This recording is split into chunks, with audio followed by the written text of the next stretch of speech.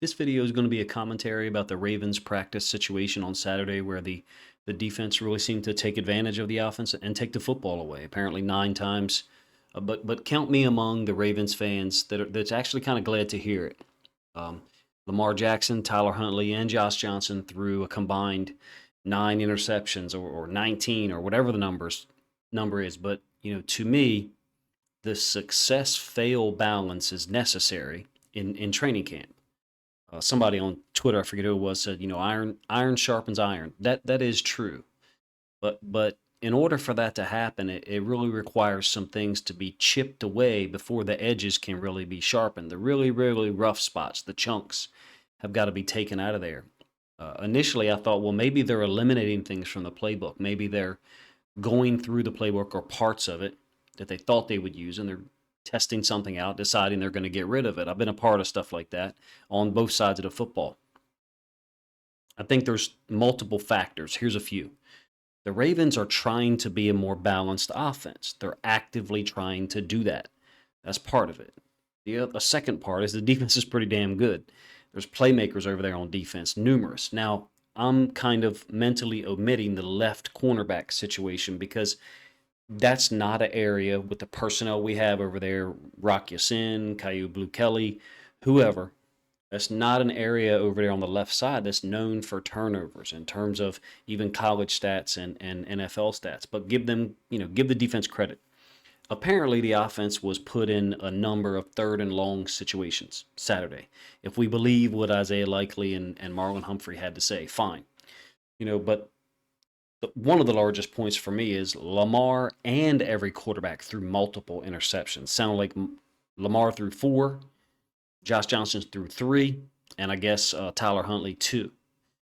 I've done more speculation in some of my videos lately, so prepare yourself for this one. It may be actual speculation on a lot of things on my part. Feel free to let me know, and you may have other thoughts that I don't cover.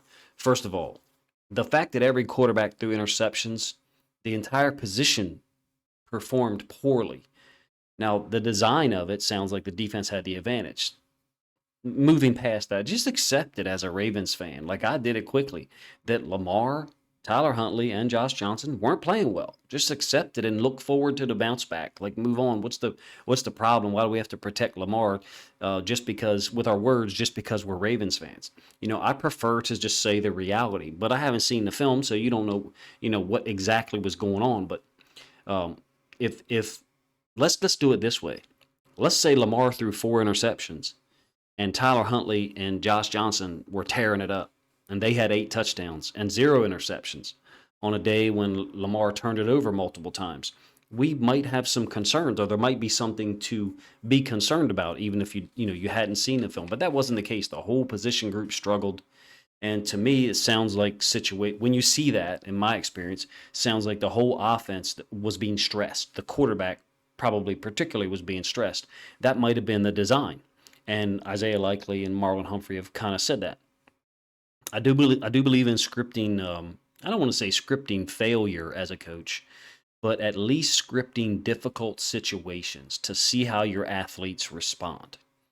And let's do it this way. What if your starting quarterback in training camp threw 50 touchdowns on 80% completion percentage and never threw a pick? I would say that you were scripting largely advantageous situations for your quarterback. And in some cases, somewhat unrealistic if that's what they come out of. Training camp, with their numbers. Who keeps track of training camp numbers other than on days like Bloody Saturday? I guess we call it Bloody Saturday. I didn't know what to call this video, but 9 interceptions is certainly pretty damn scary. But how realistic is 50 touchdowns versus no picks or whatever you want to do? You have to script difficult situations. They clearly created an unfavorable matchup to find out realistically what the quarterbacks could do against a good or maybe a great defense. And with this Ravens defense, I mean, they don't need much help. They got a bunch of really good football players over there, and they've played against some high-level offenses, mostly together. I know Marcus Peters, ain't back. I know Justin Houston at this point, I don't even know if he's signed with anybody, but he's certainly not with the Ravens. Look, 3 games against the Bengals in 2022, which is the Bengals are a spread team, convinced me that this defense can play. And let's take what Likely and Humphrey said at face value. Offense was put in difficult situations, and the Ravens defense, who is talented and well coached and tough as hell, they took advantage of it.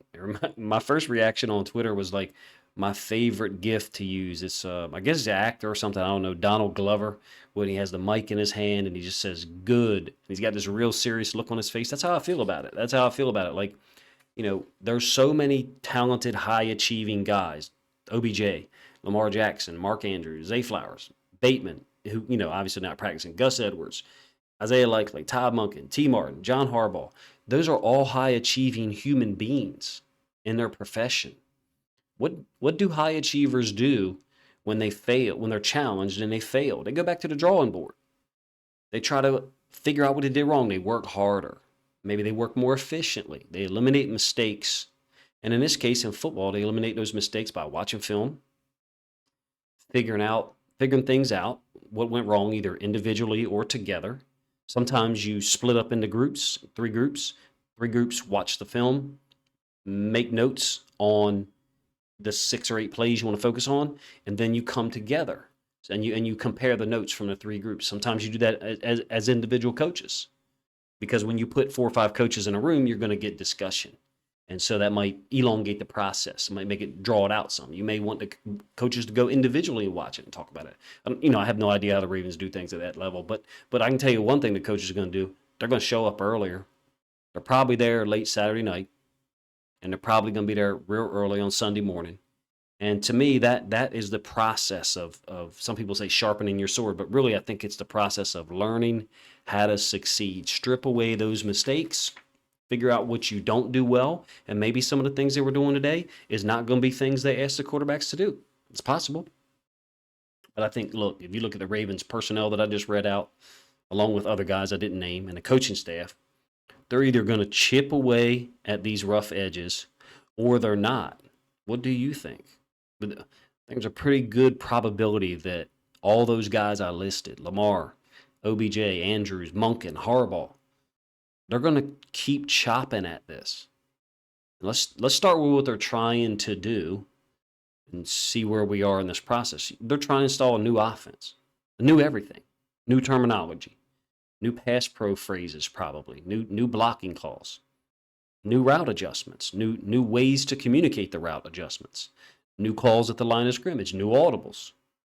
Oh yeah, they're moving from a totally different style of offense that Greg Roman had implemented, and partially, last year he was kind of forced into because of the personnel that we had that was injured.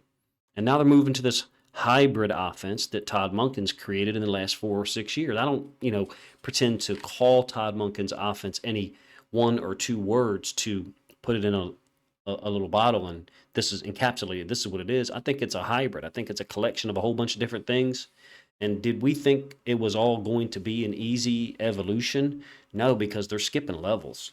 I think they're skipping levels. I think they're trying to skip levels. I think they're trying to go from Greg Roman's offense, which, whatever it was in the totality of it, history making in 2019, not as effective nor as efficient in 2020, and then really was, devolved in 2021 and 2022 once you got about 6-8 games into the season, somewhere around there. We hoped it would be an easy evolution. I guess we all did, inside, even if we didn't say it. But this is the NFL. Nothing's going to be smooth. It for certain was not going to be easy.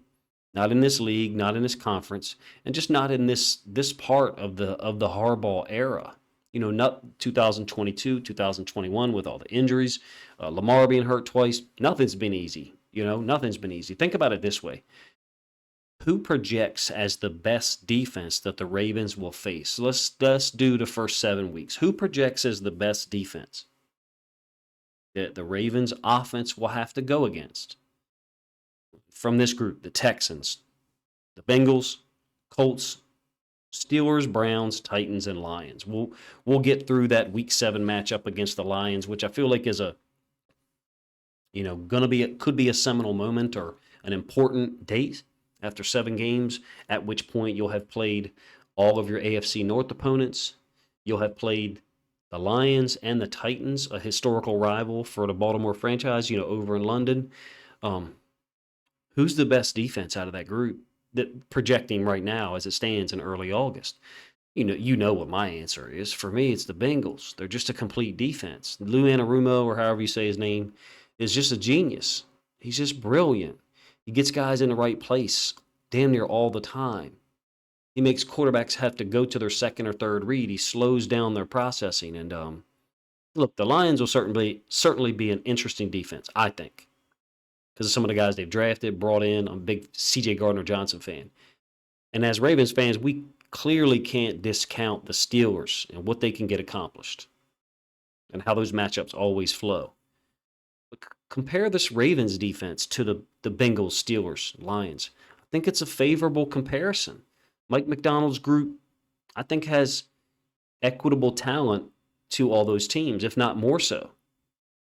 Of course, this offense is going to have bad plays against this defense, bad periods against this defense, or bad entire days. I'm glad that it happened. And that's not just Ravens fan spin. That's really the way I feel about it. And I don't think I did when I was a young coach. And I certainly wouldn't feel like that if I was one of the Ravens offensive coaches. So that cut right there, Todd Monken, I'd still be up probably, trying to figure things out.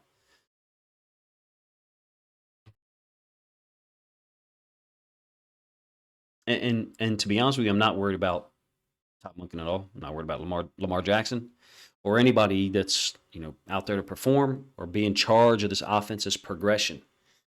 Because I'm realistic, I think, about where it could end up.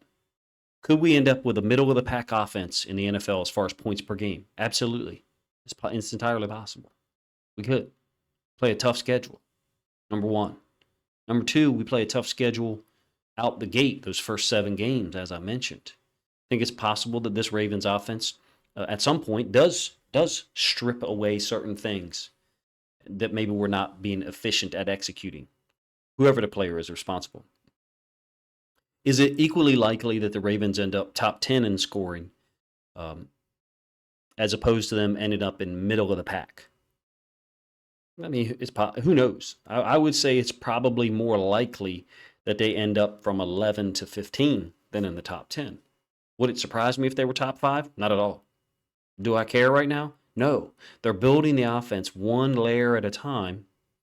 And it does seem to me as if they kind of intentionally put the offense in these demanding or difficult spots Saturday because, and this is one thought I had, because it was the last practice day of the week. I did say that there would be some speculation in here, so here's some of it. I wonder if they intentionally put them in rough spots at the end of the week because they had passed 2 or 3 tests earlier in the week. I don't know what those tests are. I don't know how this staff and John Harbaugh does things. I have no idea. I can only go off my own experience. Like, you look at a week and you say, well, we want to get these 3 things installed. And I don't think you necessarily say tests to pass, but there were times where we would say we want to look at goal line situation defensively. We want to be able to stop off tackle run. We want to be able to stop the boot, and we don't want to get beat by a slant or a fade. We felt like some of those situations were the most likely things for a team to do on a 3rd and goal from the 3 or 3rd and goal from the 2, whatever the situation is. We would have situations and we would decide, okay, did we perform? Are we happy with where we performed there?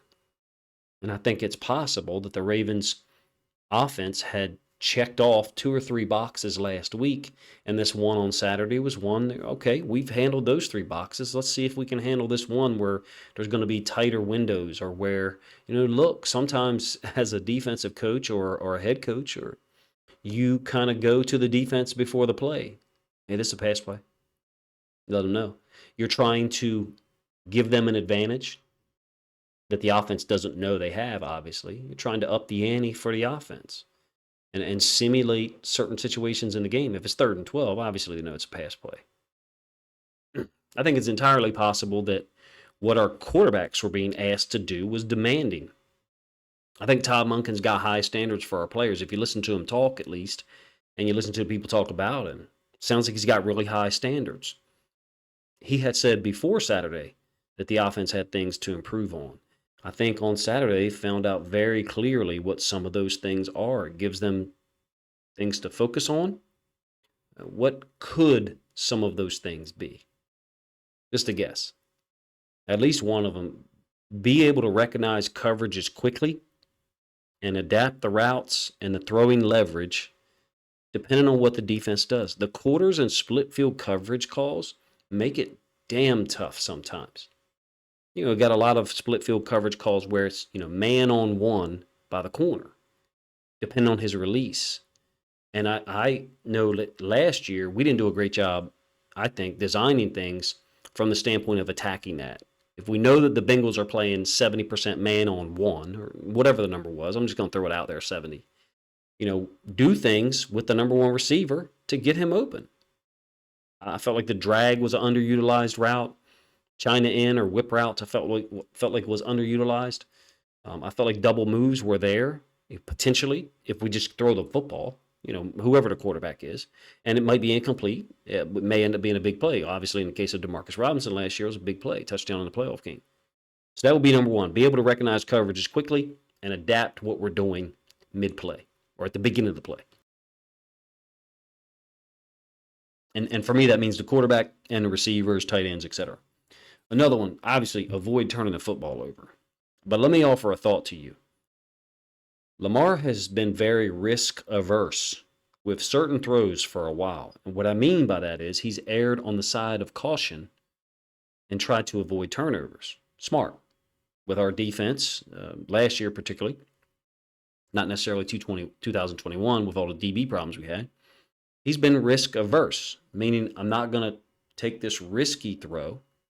Maybe I'll scramble. I'm not going to take that risky throw. I'll look for Mark Andrews and throw it in a location where only Mark Andrews can catch it. There's other situations I could describe there. My point is, I have felt like he's played to avoid turnovers for large periods of time. When it's winning time or the Ravens are down 2 touchdowns, different story. You're trying to make a play. But when the game is close or the Ravens are in the lead, I felt like Lamar was playing as if he was coached to be risk averse. Why am I saying this? The Ravens coaches may have said, hey, today during this period or the 2 periods, no scrambling. Don't extend the play. You maybe extend the play, but we're going to blow it dead when he gets outside the pocket. Also, get to the third part of the progression and throw the football. No matter what, throw the football. I mean, I've seen that before. I've never seen it at the NFL level, never been nowhere near that. But those are things that sometimes you may say to a guy like Lamar who's been risk averse. We have no idea what they talk about in the meetings. This is just me saying what I've observed, which is he tries to limit turnovers. That's just smart quarterbacking, right? But I felt like there was times where he avoided certain throws beyond the intermediate level in favor of intermediate throws, particularly ones to Mark Andrews. Not necessarily check downs, because a lot of us, myself included, have said we'd like him to throw the ball to the running backs more, particularly quick. But maybe they said to him something like, get to the third part of the progression, and by that point, we want you to throw the football. Let's see what we're reading here, and then we can talk about stuff. I don't know. They might have been testing certain concepts or plays. Hey, we're going to run these 3 concepts today, and we're going to get looks against multiple coverages and see what you're reading, whatever the concept is. What are you reading against cover 2? What are you reading when it's quarters? What are you reading when it's cover 3? They're different reads, and they may be trying to get film of it. But of course, if it's 9 interceptions, that didn't happen in one time period. It sounds like that probably happened over the course of 3 periods to me. One other suggestion, would be avoid 3rd and long to begin with, right? And a run game's a part of that. I have wondered in this training camp if they're trying to minimize the run game.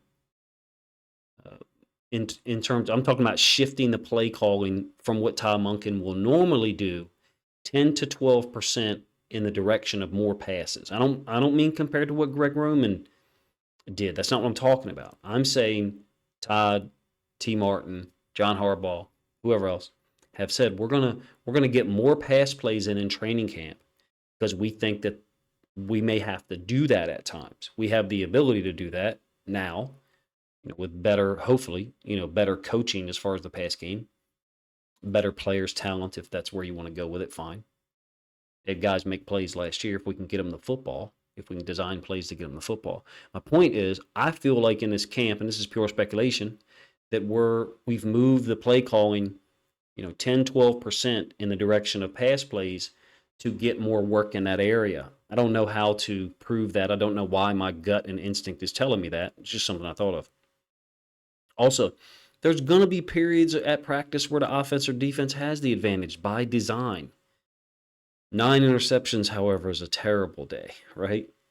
Coaches will be up late tonight. I don't think you see Lamar, at any sporting events in the area. I think he was at the fight last week, local fight last night. Coaches will be up, late Saturday, early Sunday, working, trying to diagnose specific issues and how to fix them, and then how to, get these players to succeed. You want the players to succeed for you as a coach, but you want them to succeed for them. You want to see them succeed and see them happy. They're people that you work with every day, whether it's a teacher, a job, or something. You want to put them in situations to succeed. Now, look, Monday's practice is already planned, right? Probably the whole week is already planned. There might not be a day where there's some leeway time to fix these problems or work on these problems, whatever these problems were. There might not be time to adjust the schedule. Todd Monken may have to, if these problems were that serious. Maybe if there's any reporter, well, there's no reporters probably listen 20 minutes in, but if there's anybody who wants to pass something along, like have a reporter ask, hey, how did Saturday's results, or did Saturday's results influence or alter your practice planning, for this week upcoming? The answer from John Harbaugh will probably be no, but you can usually get Harbaugh talking. And during the course of the answer, he can give you a little bit of information if you choose to go there. So maybe they have to revisit some of these situations at some point this week and alter the schedule somewhat. Again, my response, if they got to make some adjustments, stay a little later. I don't subscribe to, hey, you're not a good coach if you got to stay in the office and work for extra 2 or 3 hours. I don't believe in that. You get one shot to do this crap, and you give it everything you got. And if you don't, when you get to the off season, you regret not working your ass off. I don't believe in that, and I think it's trying to be disrespectful towards people who do coach that way. If they have to make adjustments to revisit these situations, again, I'm reminded of that Donald Glover gif. Good. Now there's some very specific steps and things we're trying to address in this time period, and the guys now have a very clear path to take, and see how we respond. See how we respond. Sorry. Now, as fans, there's no denying how bad Saturday must have been for the coaches and players. They can't deny it. They get film of it. They've probably on some level, some of them seen some film of it. As fans, we can talk our way around a 9 interception day. We can talk our way around that. I guess maybe, you would say that's what I'm doing here. I hope I'm trying to be balanced. I hope I am being balanced. But those guys, the players and the coaches, they know who was at fault. They know who didn't execute. And they also know the truth. Like Isaiah Likely and Humphrey said, the players and coaches also know the truth about how heavily the scales were tipped in the defense's favor. If it was tipped, 52-48, it's not that big a deal. Shouldn't cause 9 interceptions. If it's tipped 62-38, if I did my math right, then that's a different thing. Hey, for you, where is your level of concern for what we hear about Saturday's practice? Like, here, let's do it this way. If you've listened this long, first of all, thank you. And if me speculating on this is a waste of your time, I'm sorry for that. Please let me know in the comment section.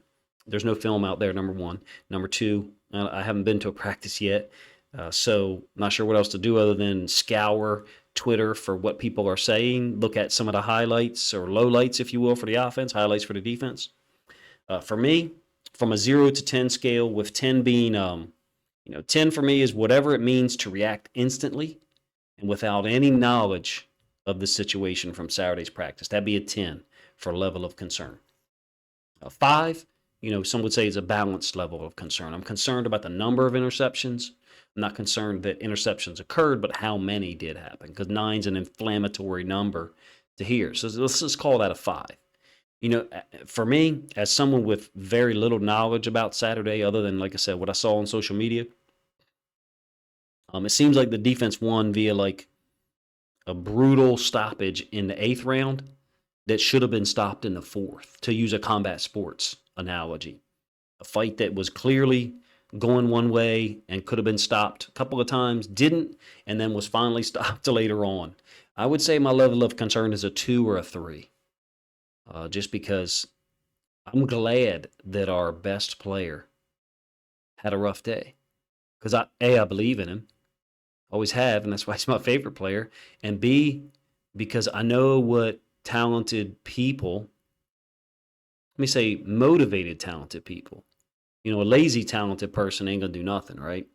A motivated talented person like Lamar, like OBJ, like Todd Monken, they're gonna come back pissed off.